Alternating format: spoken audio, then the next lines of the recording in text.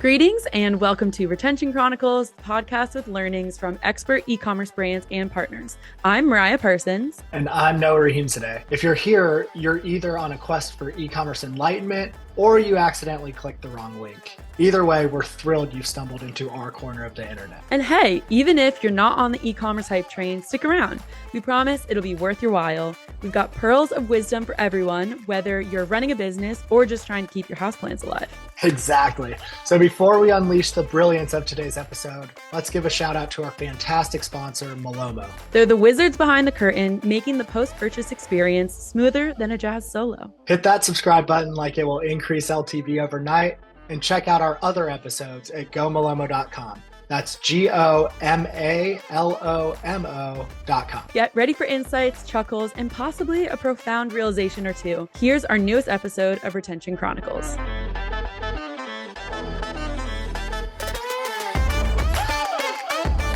Hello, everyone, and welcome to Retention Chronicles. Super excited to be back with you all today. Liz, thank you for joining. I am thrilled to chat with you. I know we were having fun even before we started recording, so I'm excited to continue doing so. If you would say hello to our listeners and give a quick introduction of yourself, that would be much appreciated. Hi. Yeah, thank you for having me. My name's Liz Reyes. I am the founder of Soul Shoes, and we have been in business for about 6 years now. Wonderful. Thank you. So can you tell us a little bit about Soul Shoes, like what inspired you to start it? I always think it's great to give context to listeners just before we dive into more of the tactical side of things, and really give us a rounded picture of, just your founding story and what that was all like, because I'm sure it's been a fun time. Yeah, I mean, it's a complicated answer that honestly can be answered in so many different ways. But ideally, so when I first graduated college, I went into marketing and sales and a bunch of other stuff, and I started to gain weight. And I didn't like shopping for pants or clothes because it was depressing, which it shouldn't be, but that's a whole other conversation. That's for another day. We won't dive into that. But shoes was my only thing that I really loved shopping for because I was obviously the same size. And that was kind of what sparked it. And then I met the people that made the shoes. So my parents brought me a pair. I'm from Mexico originally. My parents brought me a pair of what we call huaraches. And I was wearing them every single day. And so then, long story short, we met the people that make them. It's very much like a Coco situation where it's aunts, uncles. It's a family affair. It's generational. It really is a work of art. People handcraft these shoes. All of our shoes are handcrafted. They're all genuine leather. So long story short, it became something bigger. It was more of a way for us to, one, bring our culture stateside and share that with everyone else, but also provide living wages for all of these artisans so that they didn't have to rely on tourism, whether it was up or down, especially during COVID, or the weather even. So it became something bigger than initially. It was initially it was an innocent, oh my gosh, I just love shopping for shoes because nothing else fits. But it became something bigger after that.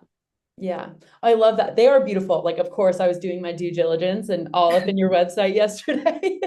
Our listeners will know that's not, surprising that I do that all the time. I love that. And so, they're beautiful shoes. And I love that it kind of came from this place of were you ever planning or had any interest in owning your own business, or truly was it just something you saw, there's such beauty and elegance in this craftsmanship, and I want to continue to bring that to other people who would benefit from having these shoes in their life? I think a little bit of both. So I come from a family of entrepreneurs. My dad's an entrepreneur. His whole family really is. And when I graduated college, I actually started a marketing agency with a friend from college. And that went for a couple of years before I exited and went and basically traveled. So I had already owned a business previously. And so I liked the freedom of it. When I came back and I started working in corporate for a few years, I felt like something was dying inside of me. It was like having to work 9 to 5. It's not my lifestyle. And so I knew I wanted to do something different. And honestly, like it's hard. It's hard being an entrepreneur most of the time, but I still love it. Like the benefits are still outweigh the cons for me. Yes, yeah, that is totally fair. So speaking of, like benefits and cons, what I think there's a lot of learnings to absorb, especially for our listeners who are, either in the midst of founding their own brand or who are thinking about it. There's a lot to be said about learning from other people's challenges. And so one of the things that I love to do is kind of dive into, and we can get as tactical as we can on this, of what would you say was your biggest tactical challenge when you were starting out? And is that still a challenge today? Do you think it'll forever be a challenge? Or if it's not, what was the storyline of kind of solving that challenge?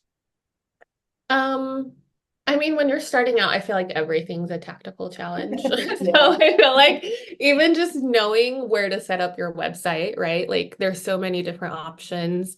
And like not knowing anything about any of them when you're starting out, you like have no idea how to pick the right one.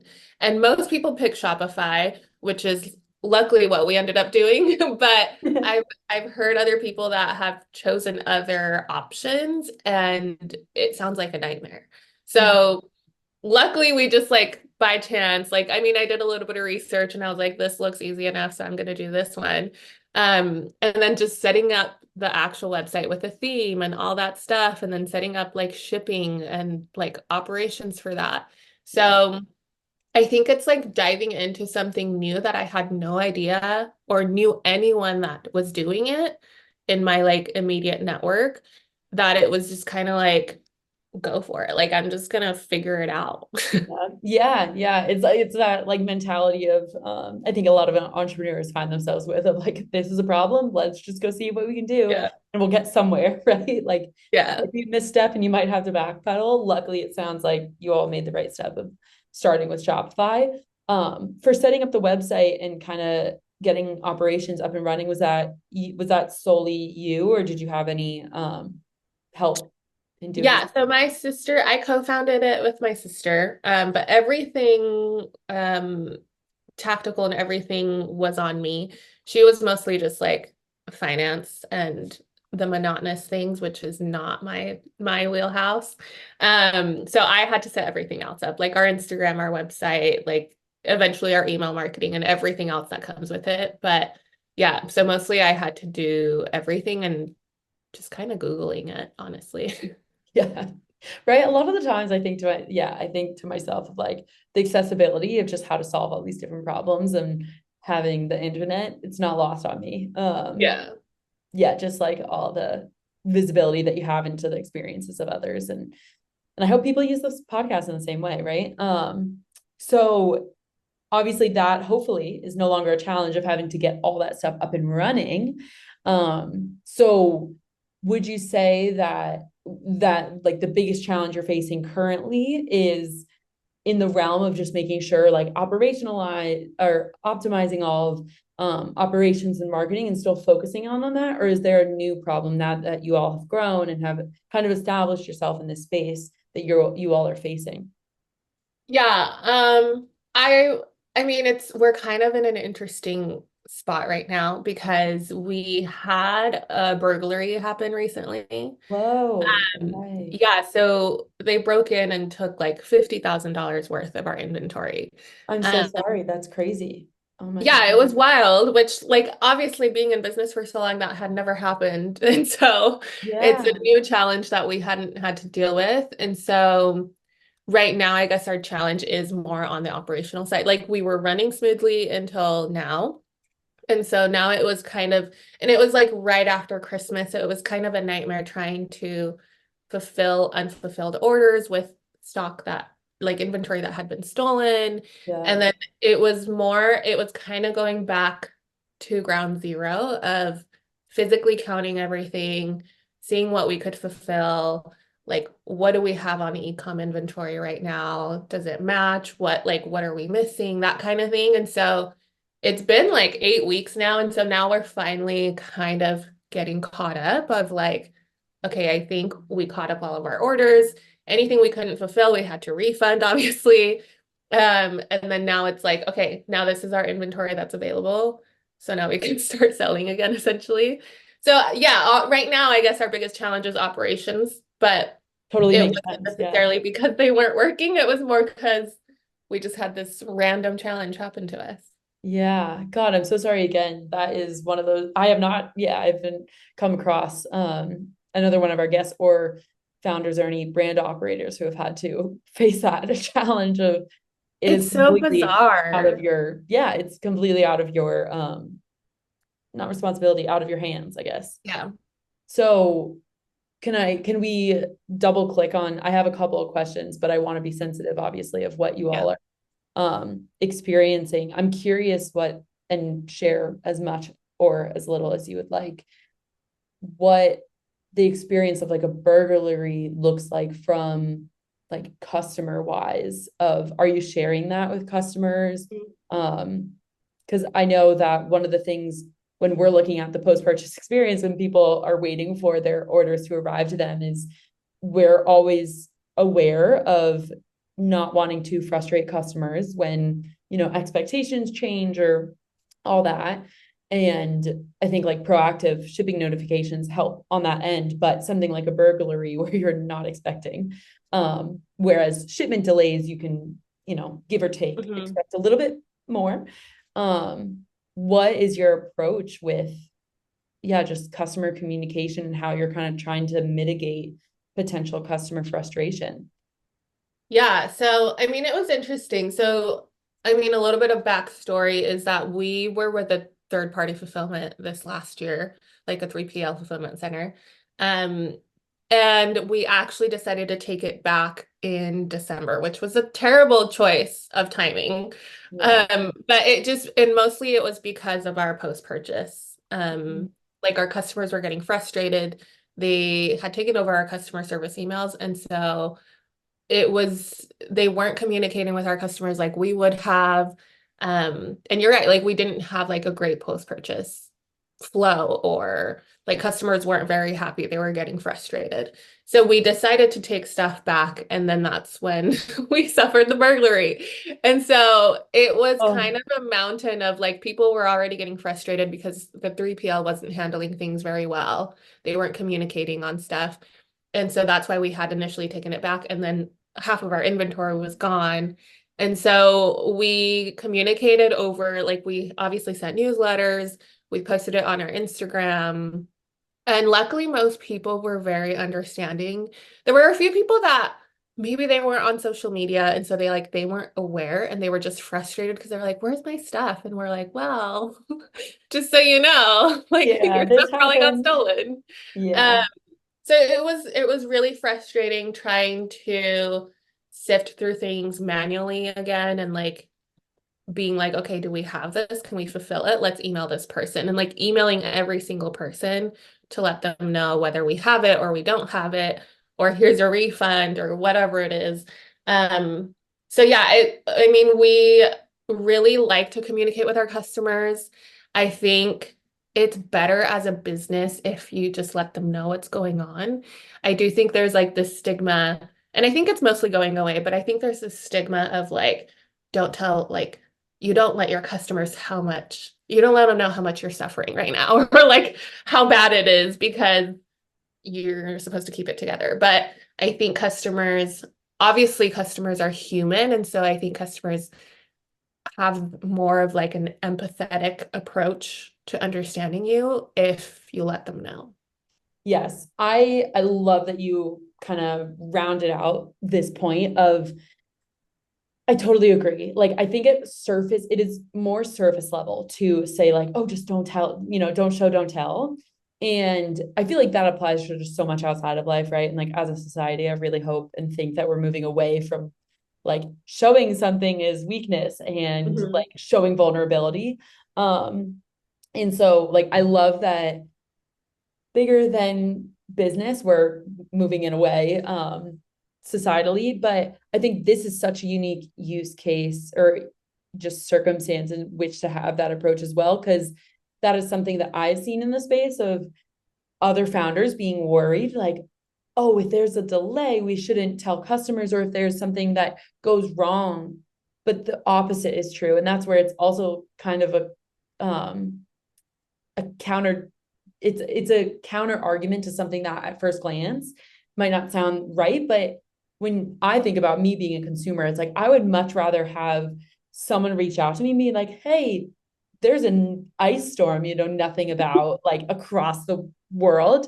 Here is your updated delivery. And it's just so, it's a small thing in the grand scheme of like running a business and keeping it afloat, but it means so much to the customer on a personal level of like, we understand that this was your expectation that you had and you purchased something under this expectation. We're sorry that we can't meet it. And here's what we're doing to help you get visibility into these new expectations that hopefully will help mitigate customer frustration. And I think I would hope any person would, under the circumstances of suffering a burglary, would understand of that is something bigger that you all obviously are having to navigate and be empathetic in that seat.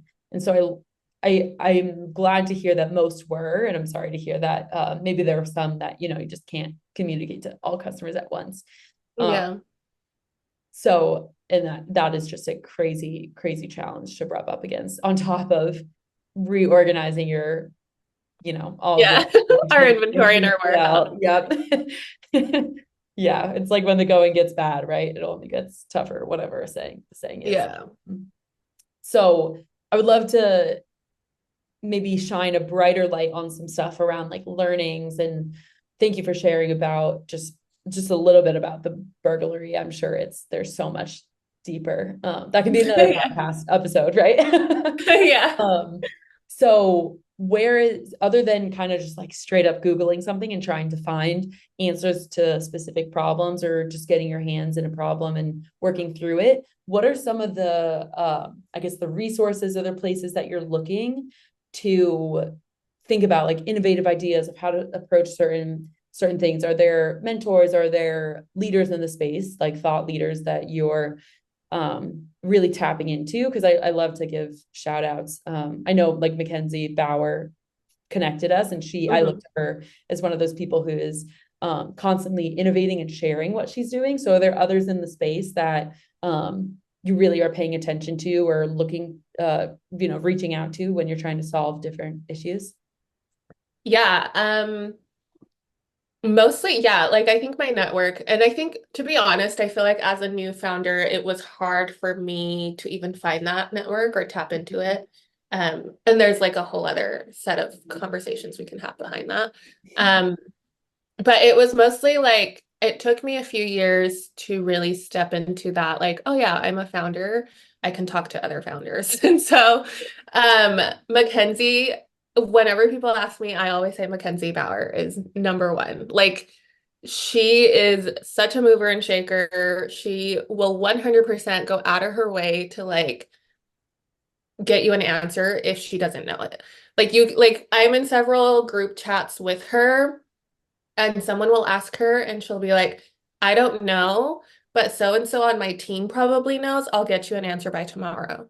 And so, which is very different. Like, she's just very approachable. She'll give you access to essentially her team. And she will mentor literally anybody. So like she is just a girl's girl. Yeah. So I think she's probably one of those people that I really like look up to. I don't like to bug her too much, but like she's definitely one of those people that like, I want to be Mackenzie one day. And then there's other people that like, so I'll join you in that. Yeah. There's other people that I specifically look for, like they do certain things. I mean, they do everything really well, but like one specific thing, like Darcy Wild from Shine Cosmetics, her affiliate program is insane. Like the way she has that set up, I like will text her, and she's one of those people too that like she'll sit down with me and she'll be like, let me help you set this up. Like we can log in together and like do this together. So awesome. She's like one of those, like wherever it has to do with affiliates, she's like one of those go-tos. Another really great one for me that's also become like a personal friend is Rena from Perk Energy, which Mm, is out of Utah as well. And she just helps keep me grounded. She like has real conversations with me. She's like, I know business is hard, but like we're still standing kind of thing. So I would say um those are the names that like usually come to mind. Lindsay White also. We always look to Lindsay White for social media stuff.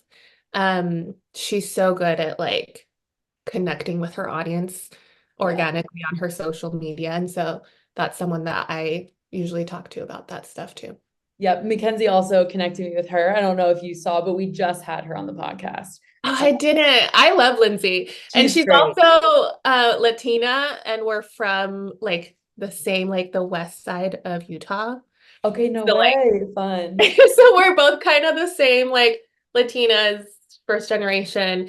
And we've gone to networking events together and we're like, are we the only women here? Like, are we only the only brown women here? Like, Yeah. so I love her. She's so good at what she does too. She's so good at marketing stuff. Yeah. Oh, I was like, I just from a small conversation, I feel like you can learn a lot about a person. And I had this same, and I don't know Darcy or Rena, but Lindsay and Mackenzie, I'm like, the Utah crew just seems like the ecom Utah crew seems like the place to be. Um, Yeah. and yeah, Lindsay is so creative, and I really have appreciated just like following what they're doing and seeing all the fun stuff and getting inspired by it. So I love that. Yeah. I'm not even a mom, but like I No, watch her same. stuff. I'm like, I want your stuff. Yeah. When I interviewed her, she was wearing one of her trucker hats, and I was like, it was the time when on social media it was trending of like getting a surprise trucker hat for like a vacation, and then all of you are wearing different ones. I don't know if you saw that, but Yeah. I was like, you need to tap into that somehow, because I would wear that hat all the time. Um, so we were having a nice laugh about that. Yeah, I still buy her, like, I'll buy her bras and stuff. Like, Mhm. obviously, I'm not breastfeeding, but like, they're still so So comfy and stuff. comfortable. So, like, Yeah. I still watch it for that. Yeah, exactly. Right. And that's how you can tell it's like a great product, is if Hmm. it's functional, but it's also just so cute and comfy that you want to wear it even when you're not um like using it for its function of like breastfeeding or whatever else. And that's exactly what we were talking about on the podcast, of like being able to have kind of the best of both worlds, of like Hmm. function and comfort and fashion. So I guess best of three worlds. Yeah. Um, so I wanted to ask you a couple of, call it industry, call it experience specific questions. And you have such powerful stats that I want to read out for our listeners. And you hinted at, like beginning when you were founding Soul Shoes, just like the marketing and sales, kind of handling more of that. Sister was handling some of the finances and whatnot. But correct me if I'm wrong. You grew the marketing and sales year over year, 235%, profitable in 1 year, and then hit seven figures in revenue in 18 months, within 18 months. Is that all correct? Hmm. Okay, wonderful. So probably wasn't, but I have to ask, what was the journey like? Was it smooth? No, not This at is where the all. good stuff comes from. Yeah, I don't, I Wow. don't think it was smooth. Yeah. I'll I don't think I've met a single founder who said it has. So, but I will keep asking. Yeah. I think it was especially hard doing it like it felt like I mentioned before. I felt like I was doing it on my own where I didn't have a network or like knew other people doing it. And so it was hard to like know exactly what to do. And we wouldn't when we first started, it was like we just kind of posted these shoes on Instagram and saw if people liked them. And obviously, like at first, it's like friends and family. So Yeah. they're just supporting you. And then it just kind of starts to snowball from there. And like I mentioned, I've done marketing before. And so that was kind of my wheelhouse. And I'm a creative person. And so it was mostly having fun with it. Um, and I do like to, as I mentioned too, I like to kind of shoot from the hip. I'm not a big planner. And so to be honest, like it was bumpy, but it was also like we got lucky as well. getting there, but sustaining that growth was not luck. Like sustaining that growth is like takes planning. And so it's kind of taken me like I have to get into planning. I have to get into like analyzing data. I have to get into all this other stuff that doesn't naturally come to me. And so I have to like find people that can teach me that. But yeah, I mean, it's been a hard journey. I cry a lot. I think I cry still. I joke about having mental breakdowns like all the time. Like even within Like, my but team. I'm not joking. Yeah. Yeah. Founders cry too. I actually, it's funny because I posted a mental breakdown reel on my personal Instagram and out like it's just for fun. I'm not obviously an influencer, but like it went viral. Like it's still going viral. Yeah. Like I got like 5 million views and I'm like, okay, Oh but my this is God. actually my real life. I love it. You're like, this is funny, but also like, no, it's so true. Yeah, like I'm actually mentally breaking down at least once or twice a week. So, so yeah, it hasn't been easy, but I mean, You're doing it. You're doing the damn yeah. thing, right? And you're disclosing like the reality of the situation of it's really hard. And um, yeah, there's no shame or shouldn't be any shame around crying, just needing to emotionally process something and then just being like, okay, and now I'm ready to go and tackle this next piece that is on my to-do list. Yeah. And it's like an extra cake or an extra exciting part that it also goes viral just because like of course that one thing the one thing Yeah. that being seen Where by I'm like thousands of crying about people. it. Yeah, Yeah. I also had a like funny crazy just so silly and stupid video go viral and I was like this is what people okay good to know right Yeah. it definitely put some context into a lot of different things. Um, I know we're coming up on time because we're getting to around to chatting and all that fun stuff before we even hit recording or the record button. But I want to get your take on what is one thing that like a tactic or strategy that you think is like necessary for all people to focus on when they're founding a brand? Um, I think nailing down who you are and who you want to be as a brand. Mm-hmm. Um, I think especially in the beginning and even just in general, not even in the beginning, but like in general, I think it's very easy to start comparing yourself to other brands. And we naturally do that, even like as humans, right? And like we naturally always compare ourselves to people that are ahead of us, which could be good in the way that like it can motivate you to get there essentially, but it's also very toxic and detrimental where you start to like morph into this person that's like everyone around you instead of yourself. And so you kind of start to get lost as Mm-hmm. a like you don't even know who you are as a brand or as a like story essentially. And so I think the one thing to focus on, especially in the beginning and will help with growth, is who you are as a brand and your story. And Mm-hmm. that's what people will connect with. That's what people will buy. And I tell my team all the time, like people aren't buying our shoes because I mean, they obviously like our shoes, but people aren't buying our shoes because of the actual shoe. They're buying our shoes because of our story, like Mm-hmm. because of our brand behind it. Like same thing with like with Stanley, that's like a whole other case study, but like there's nothing different about Stanley cups than any other cups. Like it's just marketing. It's just the The story. It's the name. It's branding. yeah, it's literally the branding. So yeah, I think just focusing on who you want to be as a brand and what your story is.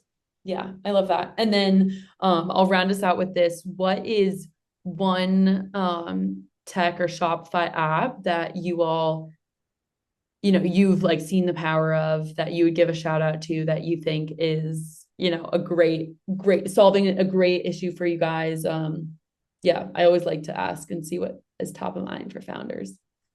Um, I think everyone obviously should have email. And like, again, as a founder that's starting out, you might not know this, but I think everyone needs to have email marketing.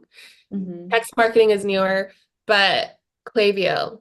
We also tried several different other ones. Klaviyo's probably the best at what they do for ecom. So Klaviyo for email marketing is my number one recommendation for anyone that's starting out. Yep. Love it. Love it. Shout out our partners at Klaviyo. Okay. Well, Liz, this has been so great. I feel like we flew through it. I want to have like so many more minutes and hours with you, but this has been an absolute blast. I can't wait to get this out to our listeners.